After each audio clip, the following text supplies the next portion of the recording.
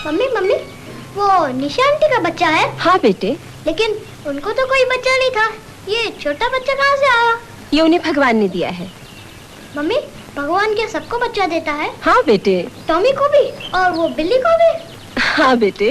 पर मम्मी, तुम तो कह रही थी कि भगवान ऊपर रहता है, तो क्या उसने बच्चा ऊपर से फेंका, उसे जरा भी चोट नहीं आई? उस दिन तो मैं सीढ़ियों से गिर गया तो मुझे इतनी सारी चोट आ गई। अरे वाह, तू तो बड़ा समझदार हो गया है। अच्छा सुन, मैं तुम्हें बताती हूँ कि चिड़िया, टॉमी, बिल्ली और निशा आंटी का प्यारा बच्चा कहाँ से आया। चल।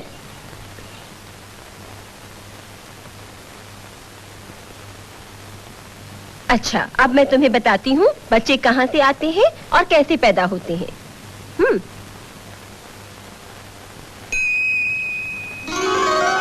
तुम्हारा जीवन भी इस पेंसिल से बने छोटे से बिंदु के समान शुरू हुआ था। संसार के अन्य जीवों का जीवन भी इसी तरह शुरू हुआ था, जैसे मछली, घोड़े और चिड़ियों का जीवन। इनकी शुरुआत भी छोटे से अंडे के रूप में हुई थी।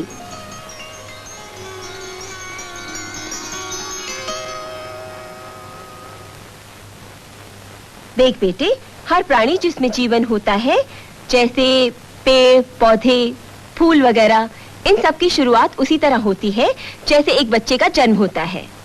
नहीं समझे? अच्छा, मैं बताती हूँ तुम्हें। सबसे पहले मैं फूलों के बारे में बताती हूँ। यूँ तो फूल कई प्रकार के होते हैं, लेकिन हर फूल के जीवन की शुरुआत एक जैसी होती है। हर फूल में अंडे रूपी कण छुपे रहते हैं। इन अंडों को एक सहायक की जरूरत होती है, जिसके बिना ये फूल बीज नहीं बन पाते। इस सहायक को कहते हैं पॉलन या पराग। ये पराग एक से दूसरे फूल तक अक्सर भंवरे या मधुमक्खियां ले जाती है। क्यों, ठीक है ना? अब मधुमक्खियों द्वारा लाया हुआ इस पराग का प्रत्येक कण नली के रूप में अंडों की ओर बढ़ता है। प्रत्येक नली एक एक अंडे में प्रवेश करती है। अब अंडा और पराग मिलकर बीज में बदल जाते हैं। इस परिवर्तन को जानते हो क्या कहते हैं? फर्टिलाइजेशन या प्रजनन।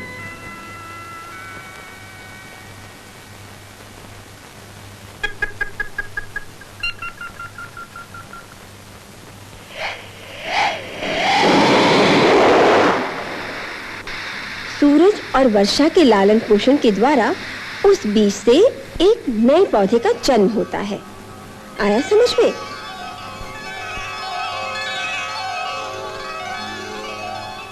इस तरह दो चीजों ने, यानी अंडे और पराग ने मिलकर फूल को जन्म दिया।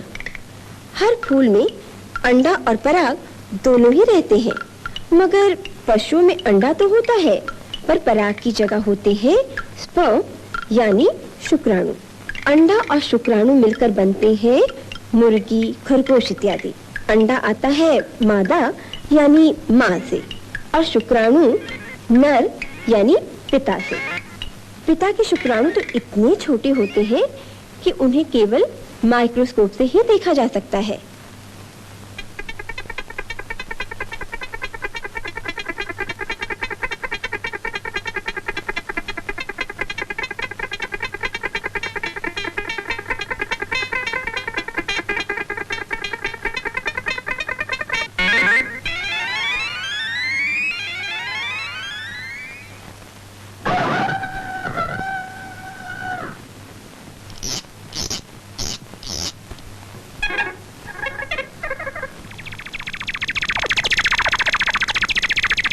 शुक्राणु को मुर्गी के अंग में छोड़ने के लिए मुर्गा उसकी पीठ पर सवार हो जाता है और फिर मुर्गी के पीठ के पीछे बने छिद्र से अपने को सटाकर शुक्राणुओं का प्रवेश कराता है। शुक्राणु के अंडे में प्रवेश करने पर एक परिवर्तन होता है, वैसा ही जैसा पराग और पुष्प अंडे के मिलन से होता है। 1-2 दिनों में मुर्गी दर्दे में अंडा देती है। अंडा उसी रास्ते से बाहर आता है जिस रास्ते से शुक्राणु ने प्रवेश किया था। अब मादा मुर्गी अंडे के ऊपर अपने पंख फैलाकर बैठ जाती है और उसे सेक पहुंचाती है और 21 दिनों बाद अंडे को तोड़कर चूजा बाहर आता है। समझ गए ना? मुर्गी, घोड़े और अन्य कई जानवरों की तरह कुत्ते के शुक्राणु भी अंडकोश नामक भाग में पाए जाते हैं। उसके शरीर से ये शुक्राणु टांगों के बीच स्थित एक विशेष नलीनुमा अंग की राह बाहर निकलते हैं, जिसे पेनिस यानी लिंग कहते हैं। नर कुत्ता मादा में शुक्राणुओं का प्रवेश कराने के लिए उसकी पीठ पर सवार हो जाता है और इसे कहते हैं संभोग। ये शुक्राणु अंडाशय में स्थित अंडों की ओर तैर जाते हैं, लेकिन हाँ, एक अंडे के साथ केवल एक ही शुक्राणु का संगम संभव है।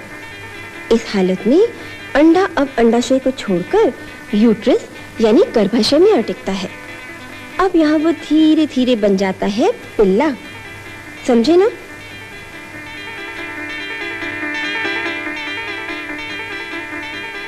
तुमने अक्सर देखा होगा कि जानवर अपने बच्चों की रक्षा करते हैं और उन्हें बहुत ज्यादा प्यार करते हैं।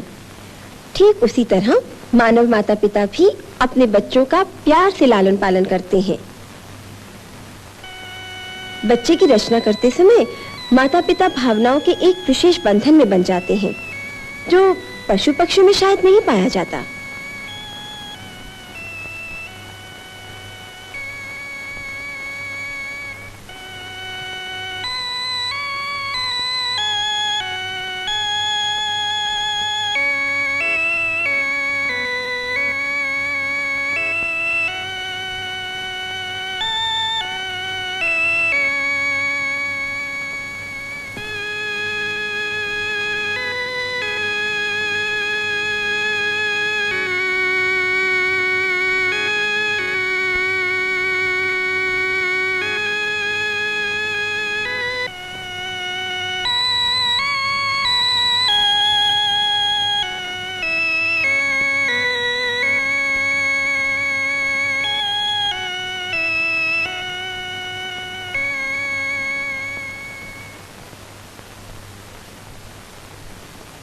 आप समझी कि नहीं? निशा आंटी का बच्चा कहाँ से आया? क्यों, समझे कि नहीं? अच्छा, ऐसे भी हो सकता है? अरे तुम लोगों को पता है निशा आंटी का बेटा कहाँ से आया? हॉस्पिटल से आया था। सब झूठ। भगवान ने दिया है। तुम लोग दोनों को ही नहीं मानो, दोनों ही बुद्धू। अरे पेपर कहाँ है? मैं बताता हूँ, ये देखो।